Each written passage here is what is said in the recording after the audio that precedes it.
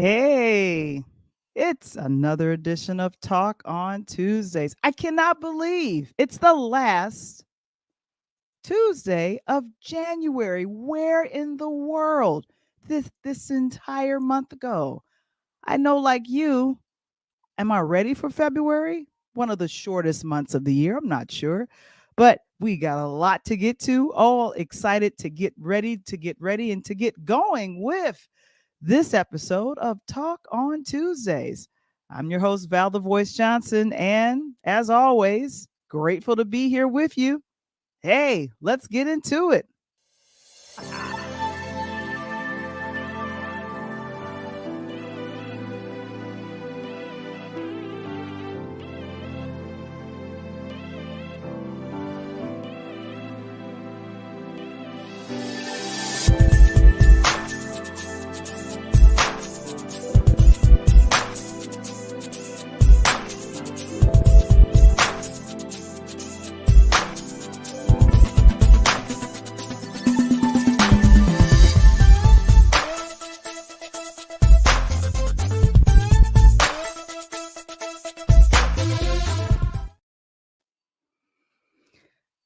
Wow, it is an exciting time here in, I like to call it, Chicago, the Midwest, and obviously Talk on Tuesdays. I mean, Interludes Extra Talk on Tuesdays, we've been going strong for the last couple of years. And my goodness, it has been phenomenal, phenomenal. Just doing what we do in the house. I have to let you guys know that it has been, I don't know, it's been an interesting time. I'm trying to let me see who is in the Interludes Extra building and virtual building, that is, because we do this just for you guys to let you all know how much we appreciate and care about you. My goodness.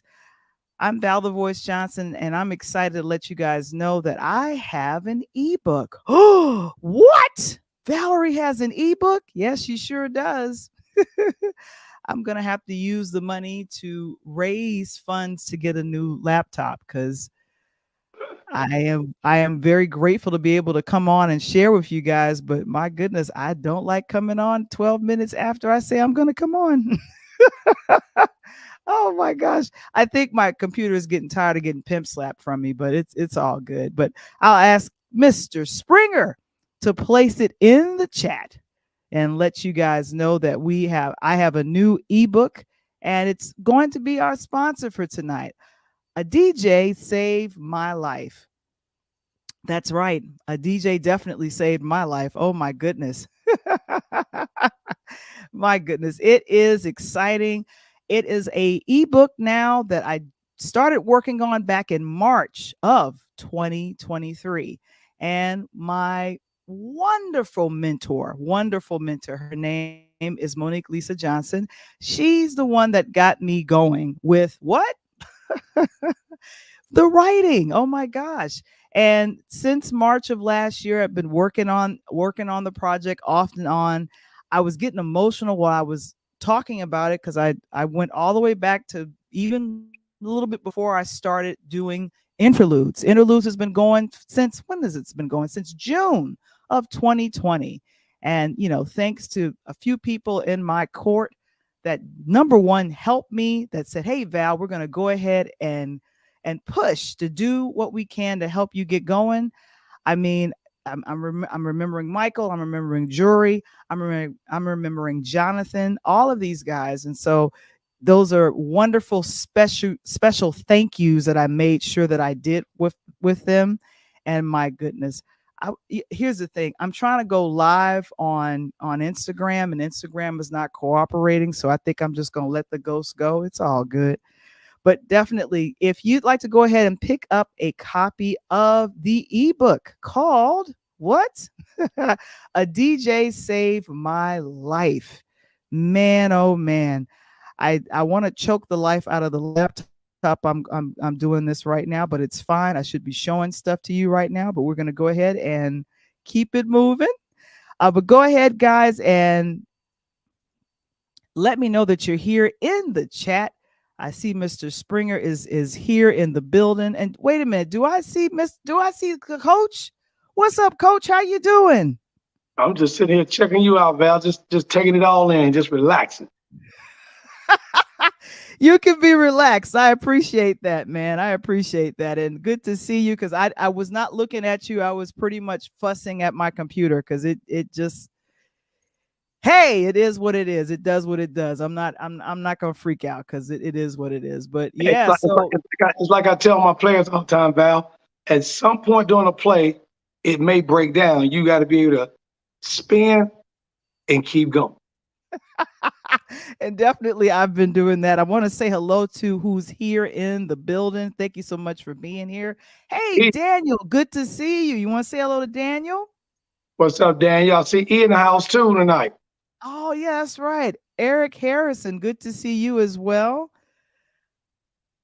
Wow. Okay, yes. So also, we have a Patreon page for Interludes Extra. And so if you'd like to go ahead and join our community today, it's patreon.com/interludes. And what I talked about just now, that's right. Last night, a DJ saved my life. For the folks that are really, really sharp, you can hold up your phone to what? And capture the QR code, which is always exciting. So you can grab that. And of course, Mr. Springer has gone ahead and placed it in the chat. I am so appreciative of that. Thank you so very much, Mr. Springer.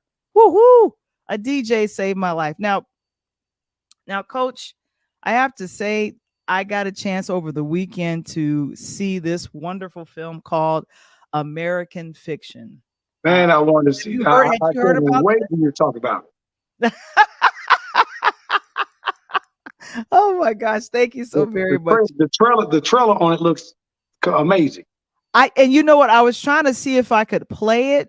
I play the trailer, but I'm still working out, like, making sure that I don't hit any weird copyrights, even though we're promoting the film. I just want to, I got them waiting to get clearance from folks there at Amazon Studios. So that's MGM, and then a few other places. So I've been sending out letters to places because we recently just got hit with a, hey, whose record or whose music you got? And we're like, wait a minute, it's ours. It's It's all out good. right up here. Don't worry about all that. So anyway, you people that you see in the photo there, just I mean, a phenomenal cast. Adam Brody in the dead center. You see Sterling K. Brown, and of course, the Doing it lead right actor.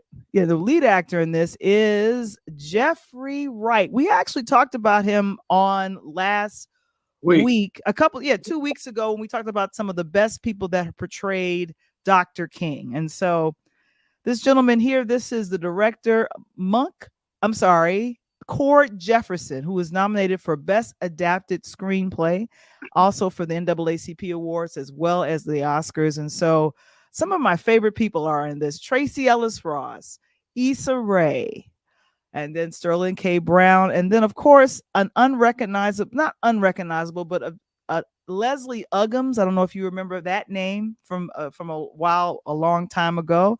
And then what else? Who else is in there? It's really, it was just booming with gems. And so I was thinking I want to talk about this film and what makes it important and why people are just like beaming over this. Um, Here's the thing: there's a book that was written by Percival, and it's called Erasure, and Right. kind of dealt with the, I like to call it the writers that are black that weren't being seen, and all of a sudden people just wanted to go, we want to highlight black authors, so we want to get them out there. For some reason the literary world thought that black authors were not being seen. And so this the lead actor, this would be Jeffrey Wright. He plays Thelodious Monk Ellison, and Okay. he is, I don't know if you remember some of your college professors at North Central. Do you remember some of our college professors at North Central? I remember several of them. Okay, see, yeah, and a lot of them, especially if they were in literature, they wrote books and then they Yep. taught. But sometimes they didn't make a lot of money. They would publish their work, they would teach on it. Um, One of the scenes in the film, the his colleagues are criticizing him for how harsh he's teaching and pushing some of the narrative. And so what's wonderful is that a little bit later in the film, he's prompted by Issa Rae's character. She's playing Sinatra Golden, and she writes a book that has this weird, I want to call, it's not weird, but kind of a black vernacular where you're using the N word, you're talking broken English. And so his character decides, you know what, I'm just going to write this as a joke. No one's going to take it seriously. He writes a novel called My Pathology. He even spells it weird. He spells it PAFOLOGL, and then he Right. renamed it a Just like different we, name. just like we Word, always do huh? that in our community. Just like you said, do you hear the words coming out of my mouth? MOUFF. He uses a different pseudonym. He doesn't use his real name. It's Stag Lee. And what happens is that all of a sudden, a lot of white publishers, and they're like, we want to publish this, and his publisher agent is like, hey, your work didn't get a lot of money, but this one is working. One of the scenes in the film, uh, Monk is he's typing up the scene, and he has two actors in front of him that's acting out the scene. And you kind of know they're acting it out because at one point they break the third wall, and they don't look at the camera, but they look at him and say, what is my line, or what should I be saying here? And I was like, ooh, I've written a couple of screenplays, Coach, and I've done that. I've imagined my characters talking to me. That sounds crazy, but it I, made sense. I get it. Today, I was just in a situation with my players, and I said, Coach, who are you talking to? I'm talking to myself. Sometimes you got to talk to self in order to understand what you're trying to get out. So I get it. And especially if you're writing a screenplay and you're trying to make sure the characters are doing, you sometimes are acting that character out in your head. Right. Right. And what was so brilliant about that is that, toward the end, it was like, should it end like this or should it not end like this? And so kind of given that challenge, because I was thinking, this is the ending I know I want. It didn't give you that ending that you wanted. It really didn't. And I was grateful that they were like, no, let's challenge it in two or three different ways. And Jeffrey Wright, who has been acting well over a couple of decades. I remember seeing him in Shaft. You remember Shaft with I told you that was one of my favorite movies. Seeing it, man. Hey, man. And my favorite line in the entire movie was, "You like Tiger Woods? I like Tiger Woods." I thought he was Hispanic. I thought he was Hispanic. I didn't know. Yeah, yeah. Hey, I But love that. And I'm talking about you. Hey, that was the black man's version of Scarface. you killed my brother. You killed my Right. brother. He Well, was on that. he's extremely intelligent in this one. But the other thing that I went to see with a good friend of mine, Princess, I got emotional because it also dealt with a lot of things that was going around in Monk's life. As you get older, you're dealing with your parents, and one parent that's still there. At Leslie Uggams plays his mom, and there's a death, but then there's her slowly dealing with dementia, and it was dealt with so beautifully, and so I want to call it, carefully, like, what do adult kids talk to their parents about, uh, and then kind of dealing with some of those other issues. Sterling K. Brown plays the younger uh, brother. It's the three of them. It's Tracy Ellis Ross. I'm assuming she's Right. the middle child, and then there's Jeffrey Wright. He's the eldest, and then of course there's Sterling K. Brown's character. And I'm telling you, just dealing with the silver the Sybil the Sybil. What am I trying to say? Sibly rap rivalry, dealing with your parent, and then you've written this book that really isn't it really isn't, that doesn't have your name on it, and then just kind of dealing with all of these things. I want to say I now understand why Sterling K. Brown and Jeffrey Wright were nominated. They both Nothing gave drives me very, crazy. yeah, they both gave very passionate and thoughtful performances. Uh, he's his younger brother, Sterling K. Brown. He plays this younger, reckless guy, and just kind of, he's in your face, like, I'm gay, but my Right. wife left me because she caught me in bed with a man, and it's like, wow. And I was thinking, okay, so he must be the man in a relationship. I don't know.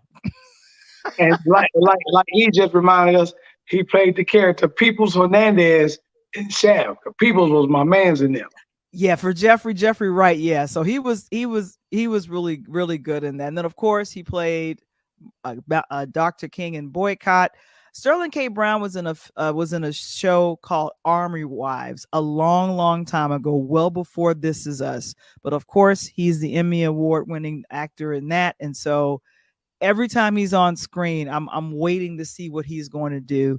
I don't know. And I don't know why I thought the young lady from what's the funny comedy is it Shameless. Um, yeah, I know who you're talking about. No, she's not in this one. No, yeah, she's I not in don't this know one. why I thought she was in this movie. So Hmm. how did my girl Tracy Ross do?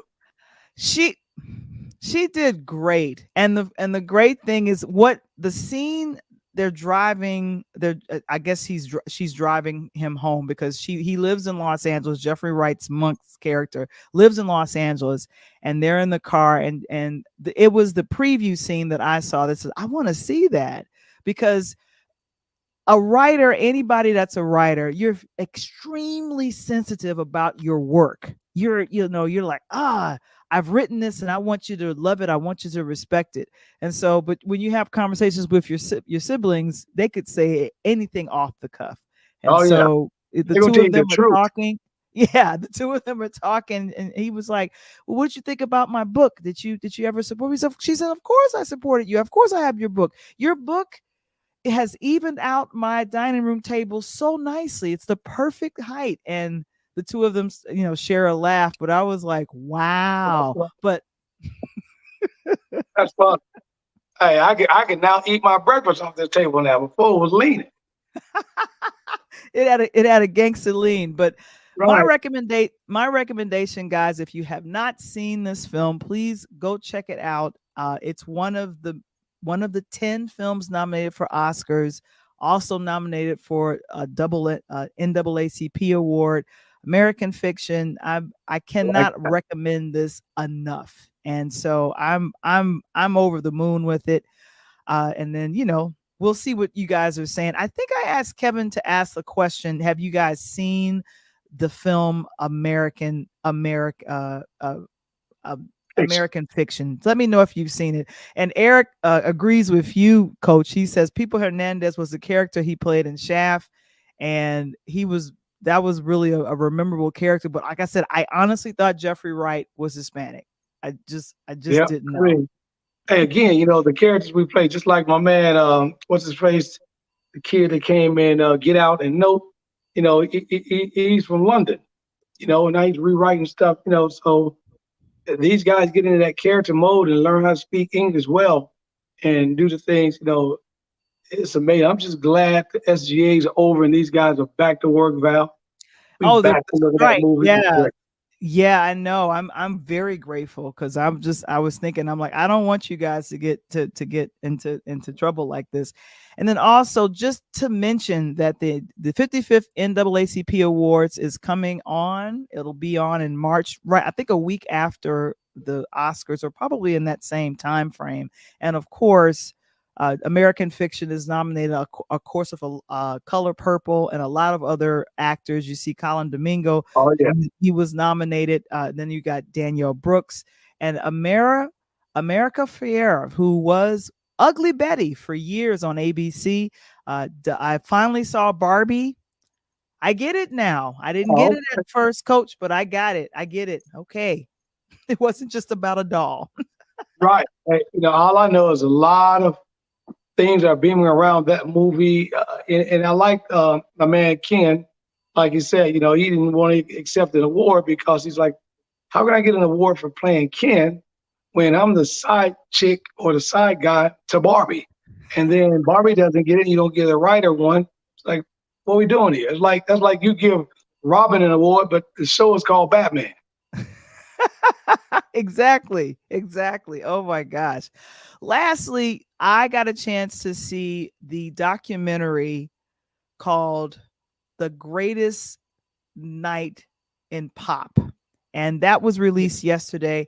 Do you remember the song, Coach Tony, We Are the World? Remember that Let me song? tell you something. I remember where I was at around that time. I think it was Mm-hmm. 85, 86 when that 85, came. exactly. Yep. 80, 85, still at Morgan Park. I remember when it came out, when it hit, it was Michael Jackson's heyday. I think Prince is just now coming off of just coming off of Purple Purple Rain. Rain. Exactly. Michael Jackson is coming off of Thriller. So that was a heck of a year. And then here they dropped this We Are the World. That was amazing.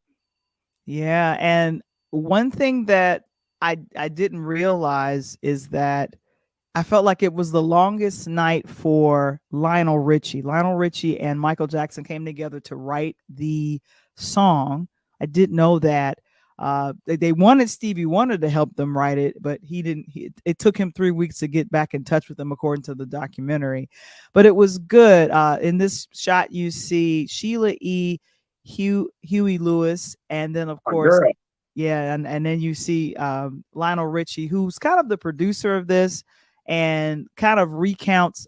I forgot he hosted the American Music Awards. It was the 12th annual American Music Awards, and he won like 5 or 6 awards that year because he had released one of his bigger albums, solo albums that year, and he hosted, and he went from hosting that 2 or 3 hour show, Coach, right into the recording studio, right for We Are the World. Oh, wow. Yeah, and I think because he was there all the way until the very end. What was good to know, now that you see Quincy Jones there working Yeah, with QJ. Hey, we had some bad guys back in the day. You know, you talking about at who? that time. I mean, you talking about some bad guys. I mean, you had Jam and Lewis up in Minnesota. I mean, we had some bad guys that was pumping out some music. That's why they always say that 80s, whether it's 80s pop, 80s R&B, night was a bad era, man. I mean, people literally still had instruments that they had to play. You and I talked about that the other day. You know, people still had a real guitar, drum sets, cushions, the bongos, you know, to make the music that now you push one button and the computer does it for you. Right. The artists that were there that night: Bette Midler, Paul Simon, um, Kenny Rogers, Al Oh, Jarreau, Al James Jarrell. Ingram, and then of course someone that I got a chance to meet probably a couple of years ago when I was no, probably about 5 or 6 years ago, Harry Belafonte. It was literally his. Belafonte. It was his genius. It was him that made the request to say we would like to do some type of song uh, that where we're supporting, like Americans are supporting and helping hunger in Ethiopia. So it was literally his. And Oh, and wow. there's if you watch the music video, the camera kind of pans and you see him with the headphones on, and he's like singing it like he's like, "Yeah, the one." He's like really into it. I was like, wow. Yeah, Snoop was you talking about Belafonte? That's the original Black Billy D. Williams. Um, What was fun in the documentary is that I believe it was Al Jarreau. Someone started singing the song that he's most known for, Dayo, and I was like, wow. And then you kind of saw him chuckle like a little shy. And do you know, of all the people that were there, over 46 artists that recorded, wow. Bob Dylan was the one that was intimidated by everybody because he just was like, oh my gosh, I can't believe all these people are around. And who helped him relax was Stevie Wonder. Yeah, it was. I heard about that. They like you said, we were talking about that. It's funny. They were talking to Snoop Dogg the other day, Mm-hmm. and did you hear the comment Snoop said that he was made during that time? He was just coming out as a young guy with Dr. Dre in that late I want to say 86, 87 ish. And he had an opportunity to bump into Michael Jackson. And they're at the studio. And, they put him next to Michael's room, and Snoop was doing his thing smoking. And it was so loud that Michael came out and went over and quietly said, "Can you please put that out?" Oh my gosh. So Snoop talks about that's one of his inspirational moments meeting Michael Jackson. Unfortunately, was doing a situation while he was in smoking and Michael was trying to record. The Greatest Night in Pop is currently streaming on Netflix. It literally just came out yesterday. I was looking for my 45 record. I swear to you, I was looking for it, Coach. I couldn't find it, but it's somewhere in this house. Oh my gosh! But I told it you, was a fun I got time. that boom. I got that boom, but back to the boom box. So I got all that. I got my old tapes. I done found my CD. It's back. It's on and popping, Val. I'm about to come on here like Radio Raheem one night with the boom box on the show. Oh my gosh. Ladies and gentlemen, I want to let you guys know thank you so very much. I believe our very first episode of the Pull Up Podcast, we reached a great milestone of over 110 streams or views of the show. Thank you so very much. That we premiered the Pull Up Podcast on last week, and a lot of great responses. And of course, we had one last night. But definitely, Coach has been doing his thing, gathering. We're going to be recording a trailer for our podcast on next week, so it'll be live, but not a show. It'll be something very short, so we can get that out and going to, let's say, Apple, Spotify, and the rest, so things can be heard via audio as well. But major kudos to you, Coach, for some of the phenomenal. You had Coach Zoe last week, and then you had Merle Code, who was on this platform, Talk on Tuesdays, back on in 2023. And so, yes, so I'm very excited. We've kind of gone over a little bit of the schedule for what's going to be happening on the Pull Up Podcast, but please pull up on Monday nights at 8 p.m. Central, 9 p.m. Eastern. Please do that and check us out. But we're going to be talking Super Bowl. Is that about right? Yeah, and again, real quick before you jump off that, again, like Val said, for everybody that's jumping in on the Pull Up Podcast show, the show is phenomenal. I've gotten a lot of guests that are reaching out to me, want to come on the show, and I mean, a lot of professional people. And it's going to be awesome. We've got we're going to talk Super Bowl with some guys that's been in a Super Bowl game before coming up. Tonight I gotta give, when we jump into the NBA segment, I'm gonna give a quick shout out to another guest that we got coming up on the show. So thanks for watching the Pull Up Podcast show. It has been phenomenal.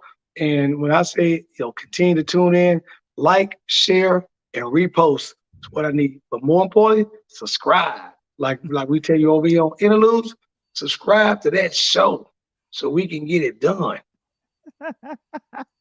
So it's coming, Las Vegas Super Bowl.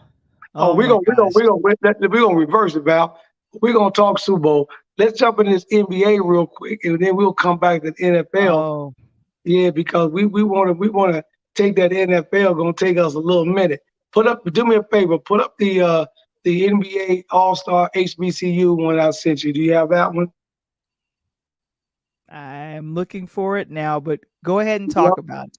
So, as we talked about a moment ago for the Pull Up Podcast show, I want to send a big shout out to my frat brother, Kappa Alpha Psi, my main guy, and Coach Travis Williams.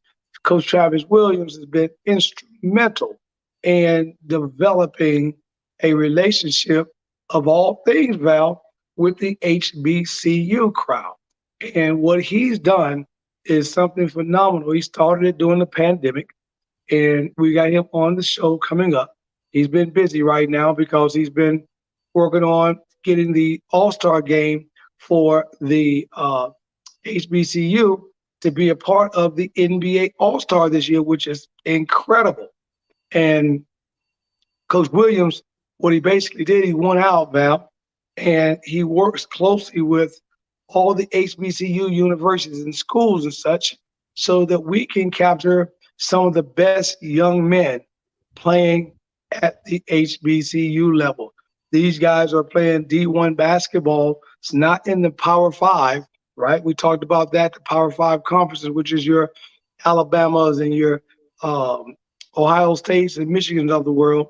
But we're talking about a mid-major HBCU, and he brings together all these phenomenal black athletes into the All-Star weekend and also the Final Four weekend for NCAA. So that's been phenomenal.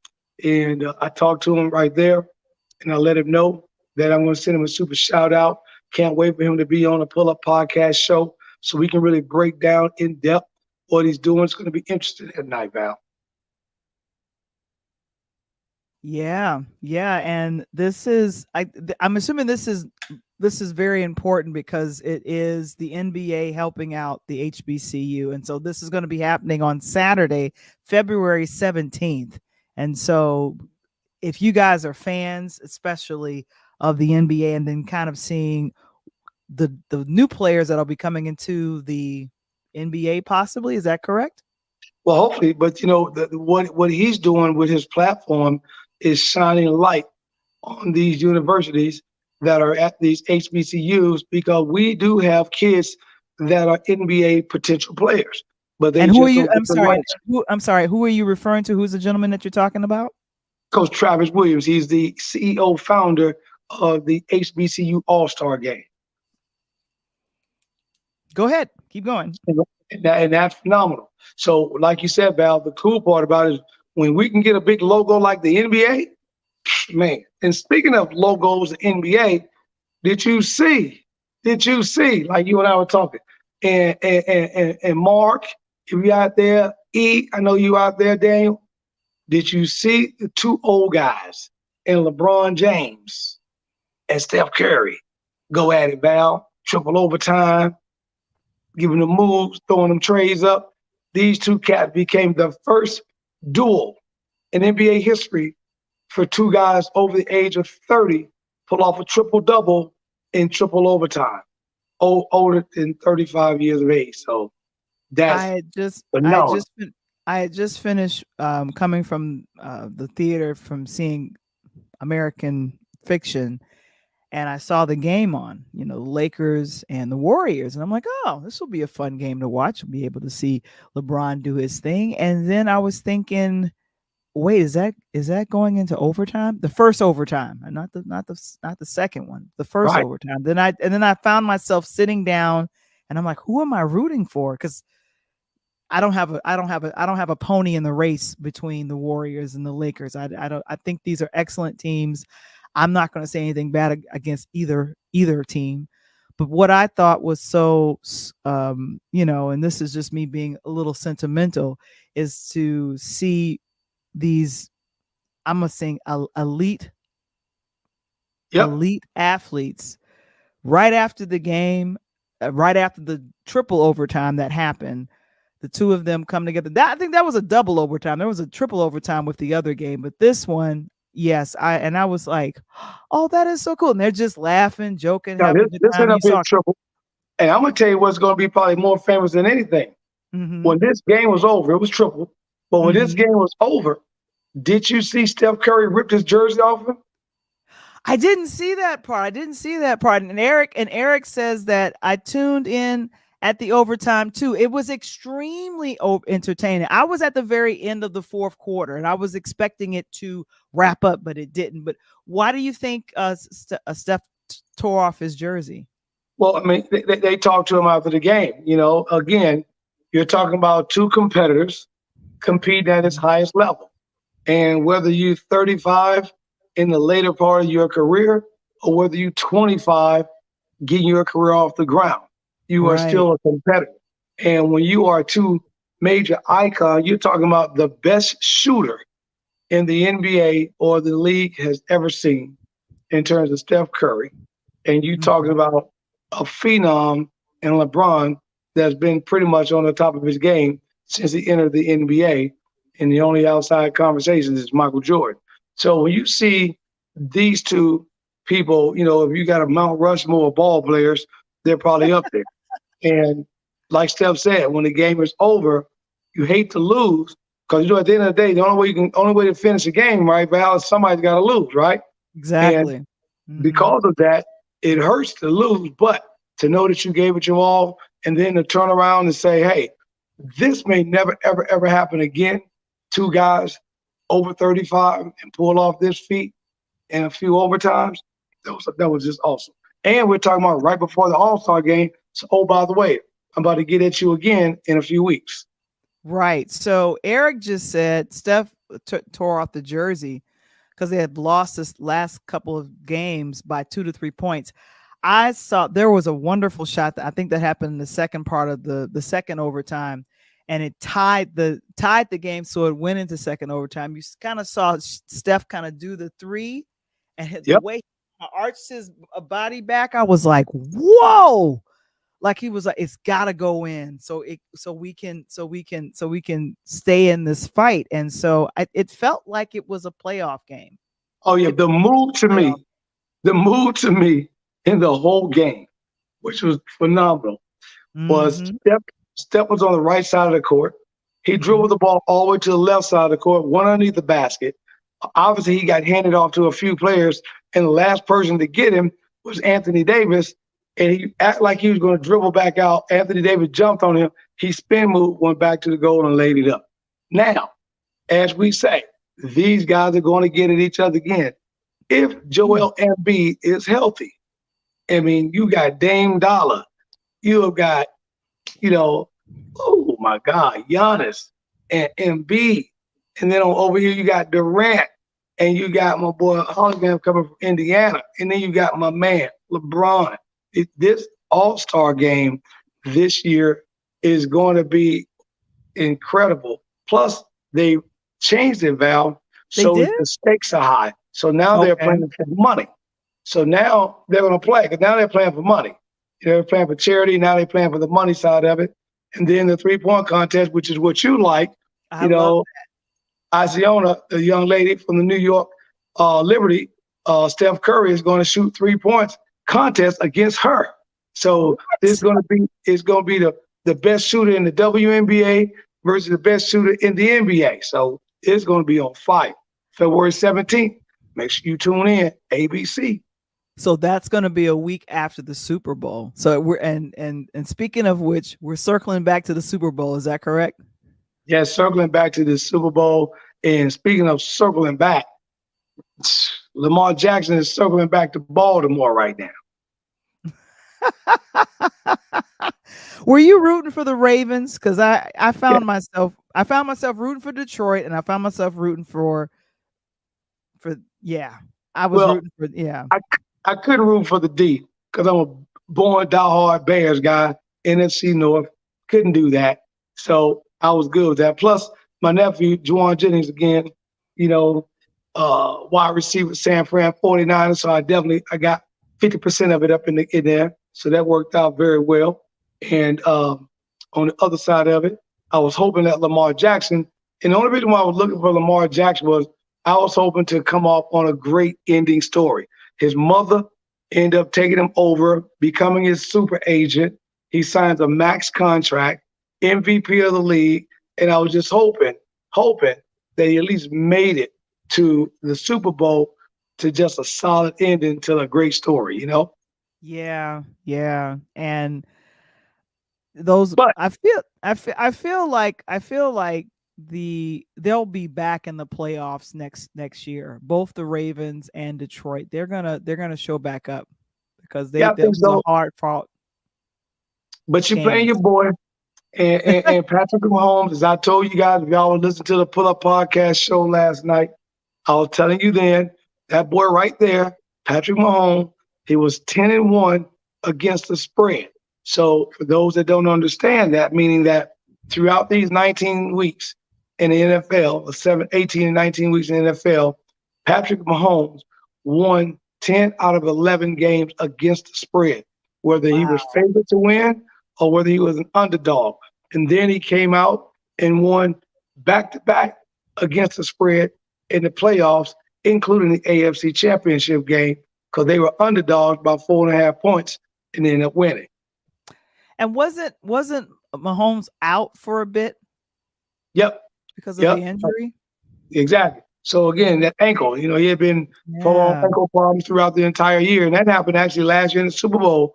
And so it's the whole year. But again, you can't take the heart away from a fighter. You can stop his feet from moving, everything else. But if he's a fighter, he's got that heart. He's gonna stay in that ring. He's gonna box you toe to toe. Right. But And I'm looking to see who says this. Oh, okay. So what happened? The Chiefs. Someone's letting us know the Chiefs 27, 49ers 7. So someone is predicting the Chief is going to win by 2027. The 49ers. They're going no. So what they're saying, Val, is somebody putting up here, Chiefs gonna win this game by 10 next week, 27-17. They got the Chiefs win the Super Bowl, and I don't think so. I think it's going to be a high scoring game in the 30s. And I think that San Fran, the defense, and Purdy, I think San Fran and those guys pull it out. I know they had to come back against Detroit. They had to come back before, but I think they pull it out. And the reason why they pull out is because that boy right there, Urshus. Urshus is going to be Ursha. And that's Tennessee, Chattanooga, down the street from me. Urshus. Going to be singing them songs. Yeah, he's got 13 minutes to go through his catalog. I think he's going to do a great job. A lot of people are looking forward to it. I'm looking forward to see who's going to be the guest stars that's going to show up. I feel like Little John's going to show up. I feel like Ludacris is going to show up. I feel like Alicia Keys might show up, like on some of his bigger hits that happen. So Now you I'm missing always one. looking You forward missing to two people. hmm? You missing two people. Who am I missing? I ain't none of those people you talking about gonna probably show up. If What? he don't bring JD, and that's the reason why he's Usher, then Oh, I'm okay, going, JD. Okay, that makes sense. JD go. And then the other person, let me clear my throat real quick. For promotional purposes only, Here we they go. are betting on Taylor Swift, who has a concert in Tokyo. They're Oh, bet wow. You can physically take a bet in Vegas whether or not she's going to finish her concert in Tokyo and be able to fly to the Super Bowl. And the reason being is because, which I didn't know about this, Val, but the U.S. police, government, or whatever it is, security, they put a perimeter lock on the Super Bowl every year. Didn't know if you know that. So after a certain time frame, you cannot get in that perimeter of that game. So you can leave, but you can't come in. So they're wondering if they're going to give the government a special permission to get her back. Now we're talking a 12-hour difference between Tokyo back to Vegas. So the question is, the bets are, will she be there? I'm going to take those odds for promotional purposes only. I'm going to say they get her back on a private jet. She's there, and Ursha brings her on stage. Okay. Well, this is Michael, I believe. Keke Palmer will definitely perform with Usher, and Yep. going back to coaching, Reed will outcoach Shanahan. Shanahan, nah. Shanahan. I think I know Reed will outcoach Shanahan. I know that, but I ain't worried about the coaching. I think the players. I think that San Fran's going to bring enough frontline pressure on them. I think that KC is terrible against the run. We saw Oh that, no. and Okay. I think that McCaffrey is going to put up another 100-yard game, a couple of touchdowns, and I think the 49ers slide by.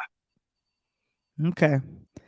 Yeah. So, like I said, I don't have a pony. I don't have a pony in the race. I don't know who to root for. Are you rooting for Kansas City or the 49ers? Who are you rooting for? I got a couple ponies in the race, and Oh, wait a I minute. Kevin put it in the chat. He said, for promotional purposes only, Coach Tony believes Taylor Swift will fly from Tokyo to Las Vegas for the Super Bowl, and Usher will bring her to the game. I, Bring her to the I, stage. I'm just saying. Hey, I ain't saying. I'm just saying. Like, hey, if Martin already stole him on Pimp of the Year, right? He said, if I Mhm. was pimp of the year, I'll make all Cadillacs 27 feet long, right? With a diamond in the back, with a sunroof top, Here digging you go. lean with the gangster lean. Ooh, Here ooh. you go. Woo, woo, woo, woo. So I'm telling you, them boys are going to be ready. Also, KC loses one of their main players on Oh defense. no. Got injured. Took a bad hit trying to tackle Jackson in the end zone again, which deflates that offense, that defensive line, and the way McCaffrey hits the hole, and then also Purdy's got a lot of targets with Debo Samuel's up top. And Reese, I think that I just think that they're going to be ready to play. They're not going to have to worry about coming from behind. And I think Shanahan and Redham have them ready to play. I got Yeah. San Fran 34-31 over KC. Okay. We got another comment here.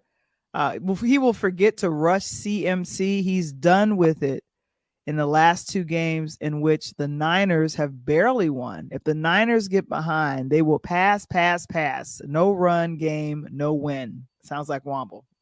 Yeah, but yeah, Wama, but you got to look at it like this. You got to understand that in a big game like this, he understands that they're going to open up that gap. And if they get McCaffrey going early and they get him downhill early, it's a wrap because if they can establish that running game. And another thing is that KC was dead last or second to dead last in stopping red zone touchdown, especially with running quarterbacks. Now, Purdy Wow. showed he can run last week. If he can step out and put that ball down and run, 15 yards here, 20 yards here and there, and also help out McCaffrey, it's a wrap. Again, 34-31, San Fran. Wow. Okay. So you're saying it's going to be San Fran and not the Chiefs. Not the Chiefs. I think that Taylor Swift flies back from Tokyo and she gets disappointed, but she's still happy because she gets to perform Ursha. Well, I don't know. I feel like it's going to be the Chiefs. I'm going to call it for the Chiefs. I say it might be anywhere between a field goal and a touchdown. It'll be like a 7 to 10 point difference that they'll win over San Francisco. I don't know. I can't give up a number, but I'm just thinking it'll be fought hard. It'll be Well, fought. for promotional purposes, Val, you got to get the people the numbers, Val. It's promotional purpose. They got to be able All to put right. I got to hang the hat on something, Val. If it's gonna be three, make it three. If it's seven, don't be giving that. I can't say the spread was 4.5. Then you say it was seven. Come on, that's a different spread. I'm telling you, San Fran -3. Take the three. Because one thing that Mahomes has done, again, I mentioned earlier, he's covered the spread 11 times. So the spread in my books is going to be now KC is favored, but San Fran will cover that easy, and I think they'll take it by 3. San Fran covers the spread and wins the game. All right. Well, are we? I think it's Wombo. He is rooting for. He's got hashtag Let's Go Chiefs, and then he says, "Wasn't Shanahan the Atlanta coach that let the Patriots beat them?" Hey, that don't matter. Wasn't Montgomery running football for the Chicago Bears? And then he went to Detroit, almost went to the Super Bowl and became one of the best running backs this year. Don't matter. Different ball game. This all Different ball stakes are low. game. And then Eric says, to be honest, no one has put pressure on KC yet. They just stand pat and make less mistakes. San Fran will apply pressure, and that will be different for the Chiefs. And you know why, E? And I think you said, and the reason why is that Mahomes is such a threat, right? It's like, remember back in the day in the 90s when we ruled the entire 90s with Jordan, right? Right, in basketball. Teams played Chicago, but what was the game plan, Val, on that? What do you think the game plan was at during the time we won those 6 rings? Are you referring now basketball or football? You confused I'm me. talking about basketball. We're talking about back in the 90s when Jordan was playing with the Bulls during the time we won those 6 rings in the 90s. The game plan from the other team was to do what against Jordan? Oh, it was to stop him. Double Nope. team. To give him. They knew they couldn't stop him. So the Okay. game plan was go ahead and get Mike his 40 because it's NBA and 40 points ain't gonna beat us. Go ahead and give Mike his 40 tonight. That's why he led the NBA his entire career. But go ahead and give Mike his 40. But we're gonna shut Pippen, we're gonna shut John Paxson, we're gonna shut Luke Longley, Tony Kukoc, Ron Harper. We're gonna shut these guys down. We're gonna make those guys beat us because we know Michael gonna walk out here 40 plus every night. Okay. So having said that, those teams know Patrick Mahomes' escape capabilities to get out the pocket, throw the deep ball. He's got great targets. And then if your boy Kelsey can play like he did, this past Sunday, he was 12 for 14 catches for 130 yards, which Which is is great. insane for a tight end. It But is. that's what's happening. And like he said, you got to be able to bring the pressure. Now, when they were able to bring the pressure to Mahomes, Jackson and these boys were playing catch up. Now, Baltimore did have a chance to win. They get that touchdown in the end zone that Zay Flowers had, got hit and fumbled on the 6-inch line. We're talking about a total different ball games. It may even went to overtime. I don't think you're going to have that problem because San Fran is a run offense first, pass second. Wow. And so, like I said, it's going to be, I feel like it's going to be a tight game. I'm coming up with a number. Eric says Baltimore and Buffalo made mistakes themselves that cost them the games, Yep. but Kansas City was just steady and made less mistakes. So I Correct. think it's about whichever team in the Super Bowl, because it'll be, you get your 4 quarters, and here's the thing, why I was so heartbroken with the Bears. They are Mahomes. He is protected. He's able to make a play. And what I always saw with our Bears quarterback, I'm sorry, I'm forgetting his name. Who? Oh, you talking about Justin Fields? Yeah, Fields. Like there was not enough protection for him to sometimes do the plays, and so those were And so what he had to do? errors. Those were When there wasn't no mistakes. protection, what did Justin Fields do? He got out and ran. Yeah, he did. Exactly. And he technically is not, as a quarterback, you're not supposed to be, there's a running back for that.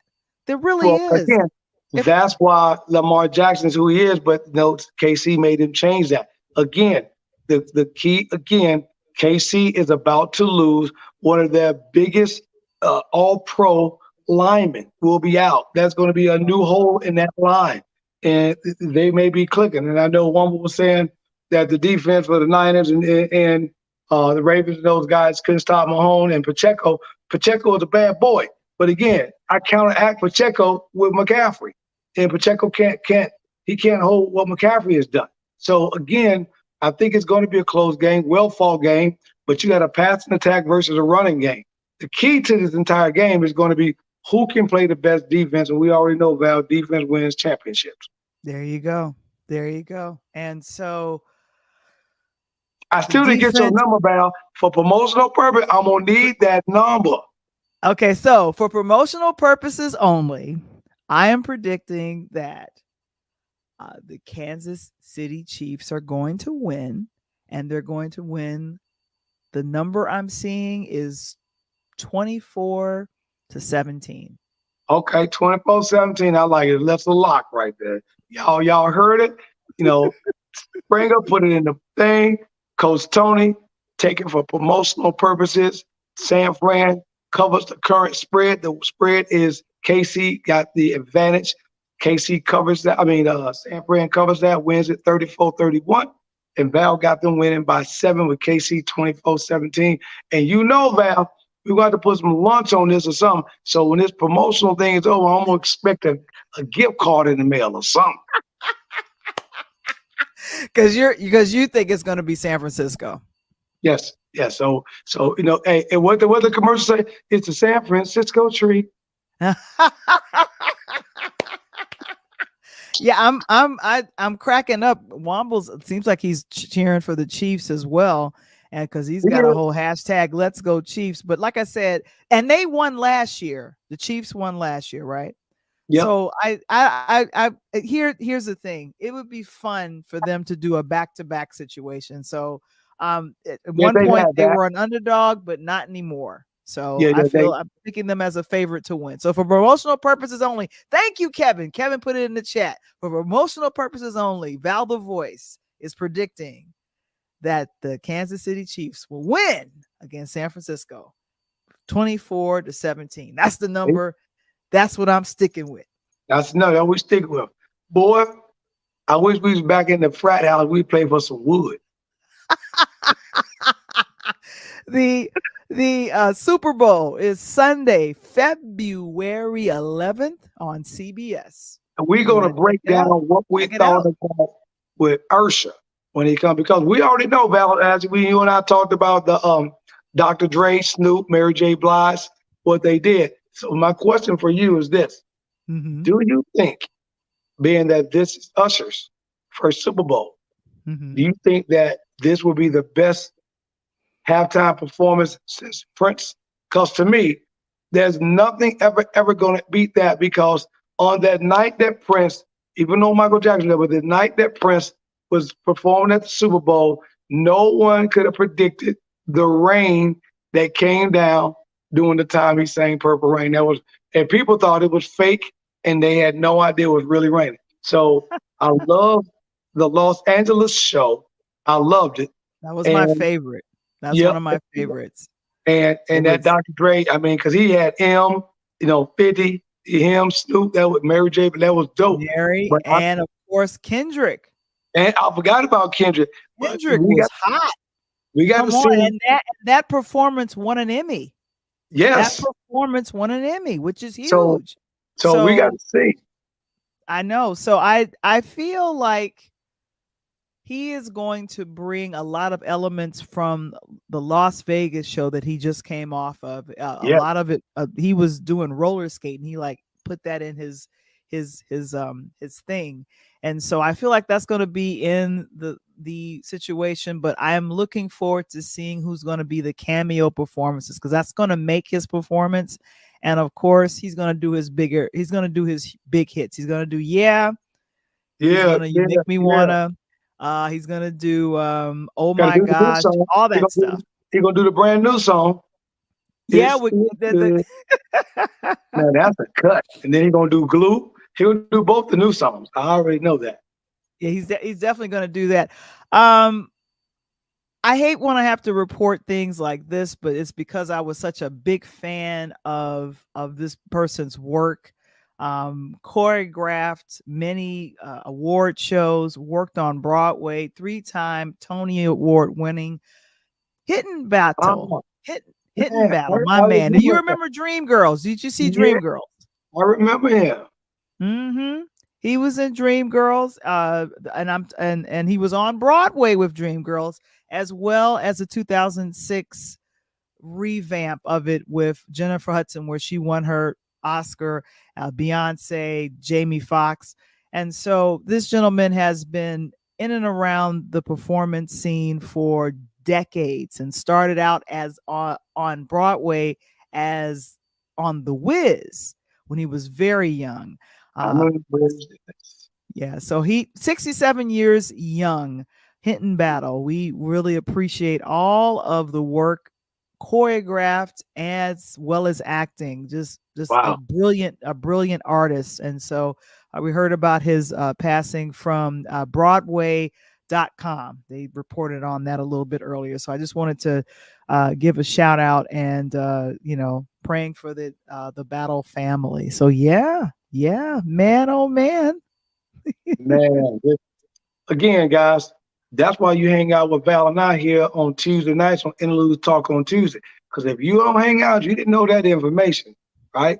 Continue to subscribe, like the show, and more important, share with your friend, with your mama and them, with your friends and them, right? Get it out. I like when you say your mama and them. That Right, sounds real funny. right. Share with your mama and them and all them. That's how they say it down south. Say it with your mama and them, you know. And our talk on Tuesday is being sponsored by the book. A DJ Saved My Life. It is coming soon. Be released on March 5th.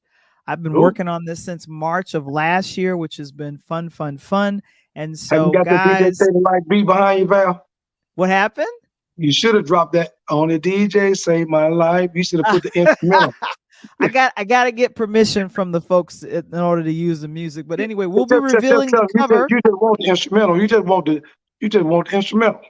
Exactly. I'll see what I can get my hands on, but I'm just telling you. So let me make sure that I say this like okay. So here we go. We're excited to partner with both our Talk on Tuesday audience and then also our new sports audience on the Pull Up Podcast Show with Coach Tony Thompson. Please get the ebook. The release date is coming. It's March 5th. Order your copy today. All purchases made before March 5th will be celebrated here on Interludes Extra Talk on Tuesday show March 12th. We'll celebrate with you guys, and I'm expecting to do 100 ebook copies Man, because I'm gonna with push the I ebook can't wait. copies, if I get over 100, I'll be able to get printed copies because you That got is to pay dope. for those things. I'm gonna make sure, and then after that, I think I'm gonna write my own book called My Man's in Them. I, I got a story that, and that's gonna be the preface. My man's in them because I got a story to tell. Happy to report. I meant to do a screen for this, but next week we have April Whedon White. She'll be coming on. We'll be kicking off Black History Month with her because she's been doing stunt work in Hollywood for years. And so And we'll I'm be gonna have a chatting with guest her on on the next sports week. side. What happened? That's that's awesome. I said, and then I'm gonna couple that. I've got another young lady that's gonna couple that. We're gonna have a women's night because I'm gonna have Mhm. another young lady on the sports side of the house who's been through the ranks and doing some really good things. The minority, so it's gonna be an impactful night on Interludes next week. Very much so. So come join us on next Tuesday, I think February 6th. I think that's the date for that. Join us when April will be here. And then, of course, the Pull Up Podcast will be back it'll be 2 weeks with a phenomenal guest with Coach Tony. But guys, thank you so much. My man and them can't wait that somebody wants to read that book. They want to read that book, Coach. My Right, man and them. right, man. And we're gonna do it. I got first of all, we gotta get that DJ Save My Life out. We gotta get it moving first. Oh yeah, we'll get that saved. We'll get that going. But then we're gonna come back to my man and them.